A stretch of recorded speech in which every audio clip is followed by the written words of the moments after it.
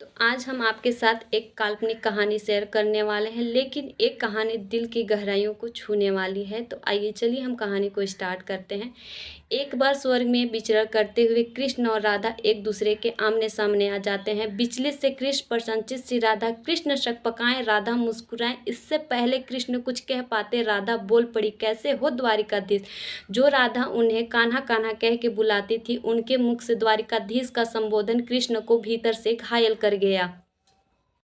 फिर भी किसी तरीके से खुद को संभाला और बोला, राधा आज भी मैं तुम्हारे लिए वही कान्हा हूँ। तुम तो मुझे द्वारिकाधीश न कहो। आओ बैठो, मैं कुछ अपना सुनाता हूँ, तुम कुछ अपनी सुनाना। सच कहता हूँ राधा, जब भी तुम्हारी याद आती थी इन आंखों से आंसू के बूंदें निकल ही आती थी।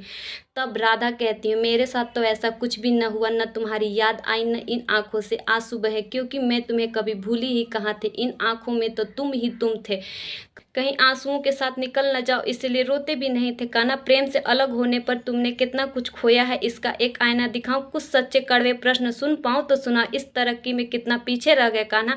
यमुना के मीठे पानी से जिंदगी की शुरुआत करने वाले समुद्र के खारे पानी तक पहुंच गए हो। एक उंगली से चलने वाले सुदर्शन चक्र पर भरोसा किया, 10 उंगली से बजने वाले बांसुरी को भूल गए।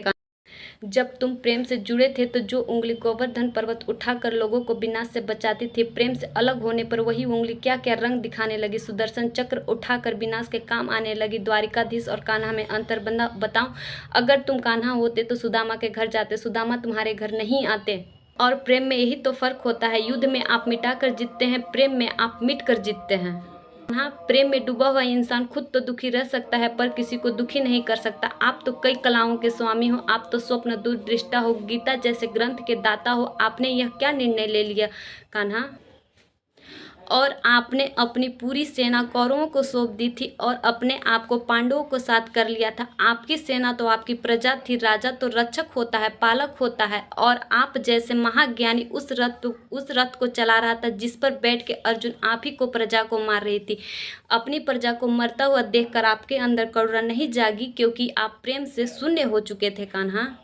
आज भी धरती पर जाकर देखो, अपनी द्वारिकाधीश वाली छवि को ढूंढते रह जाओगे। हर जगह हर मंदिर में आप मेरे साथ ही खड़े नजर आओगे।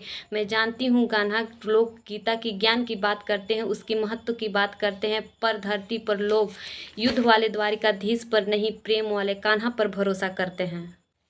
गीता में मेरा दूर दूर तक नाम नहीं है, लेकिन उसके समापन पर राधे राधे सब बोलते हैं। यह कहानी काल्पनिक जरूर है, लेकिन इसके भीतर छुपी सीख हमें बहुत कुछ सिखाती है। श्री कृष्ण के पास किसी सवाल के उत्तर का जवाब न हो, ऐसा तो हो ही नहीं सकता, लेकिन राधा द्वारा लगाए गए प्रश्न पर उन्होंने मौन रहा। प्रेम का अर्थ तो यही है। अगर आपको मेरी ये कहानी अच्छी लगी हो तो प्लीज़ कमेंट जरूर करें। Bye bye.